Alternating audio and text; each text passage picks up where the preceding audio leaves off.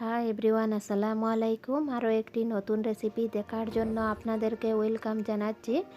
আজ আমি আপনাদের সাথে শেয়ার করব খুবই সিম্পল এবং ইজি একটি রেসিপি। আর সেই রেসিপিটি হচ্ছে মিনি পুডিং, মানে ফ্রুটস পুডিং।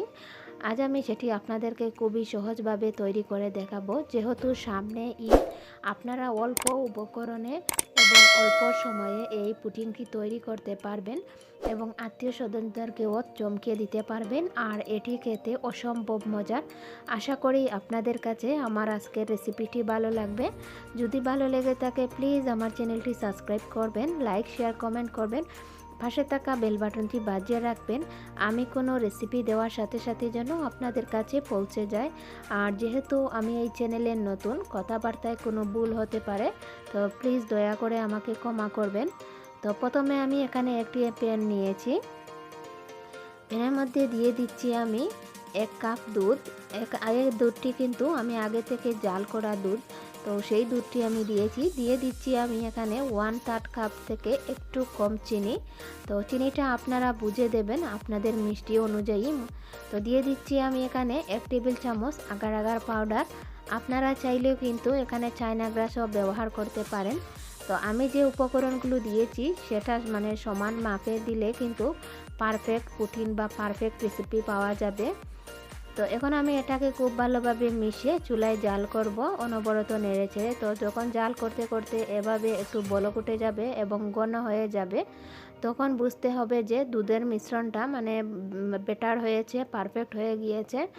তখন এভাবে নেড়ে ছেড়ে এটাকে চুলা থেকে নামিয়ে নেব।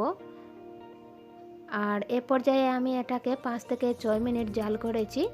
তো চুলা থেকে নামিয়ে নেওয়ার পর এখানে 4টি মিনি বাটি আমি নিয়েছি। আপনারা চাইলে আপনাদের পছন্দ মতো যে কোনো বাটি নিতে পারেন। তো আমি সেই বাটিতে দিয়ে দিচ্ছি একটু একটু করে। তো 4টি বাটিতে আমি সমানভাবে দিয়ে দেব সেই দুধের মিশ্রণটা। তো একইভাবে আমি সবগুলোতে দিয়ে দিয়েছি। এখন ঠান্ডা করে নেব। তো এখন একটা সাইডে আমি ফ্যানের নিচে রেখে দিচ্ছি ঠান্ডা হওয়ার জন্য।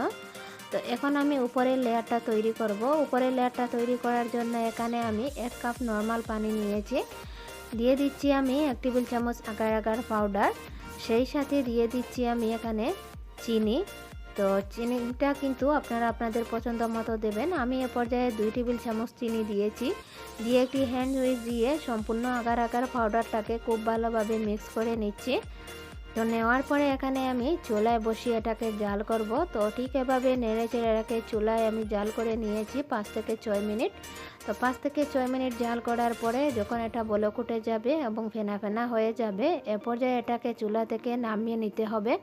তো আমি এখন নামিয়ে নিয়ে এসেছি। তো আগে যে আমি দুধের মিশ্রণটি বাটিতে দিয়েছিলাম সেটি কিন্তু বসে গিয়েছে, মানে শক্ত হয়ে গিয়েছে। তো এ পর্যায়ে আমি এখানে সেই দুধের মিশ্রণের উপরে কিছুটা গ্রেপ দিয়ে দিচ্ছি, মানে আঙ্গুর। আপনারা চাইলে এ পর্যায়ে যে কোনো ধরনের গ্রেপ বা ফ্রুটস নিতে পারেন। তো আমি মানে আঙ্গুরটাকে মাঝের দিকে একটু কেটে 2 টুকরো করে সম্পূর্ণভাবে দুধের লেয়ারের উপরে সমানভাবে দিচ্ছি। তো এভাবে দিয়ে আপনারা যে কোনোভাবে কিন্তু দিতে পারেন। তো দিয়ে আমি এখানে যে উপরের লেয়ারটা তৈরি করেছিলাম সেটি একটু মানে সমান করে 4টা বাটিতে দিয়ে দেব। এ পর্যায়ে আপনারা চাইলে এখানে কিন্তু কালারও অ্যাড করতে পারেন। তো এখন আমি এটাকে ঠান্ডা করে নেব। ঠান্ডা করে নেওয়ার পর আমি ফ্রিজে রেখে দেবো 1 ঘন্টার জন্য। সো 1 ঘন্টা পরে আমি পুডিংটাকে ফ্রিজ থেকে বের করে এনেছি।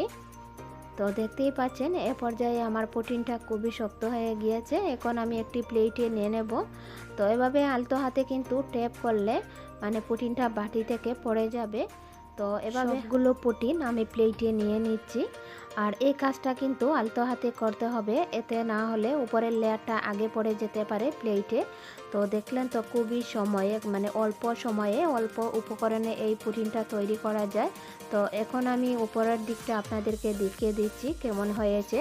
আর এটা দেখতেও সুন্দর, না খেতেও আলহামদুলিল্লাহ অনেক।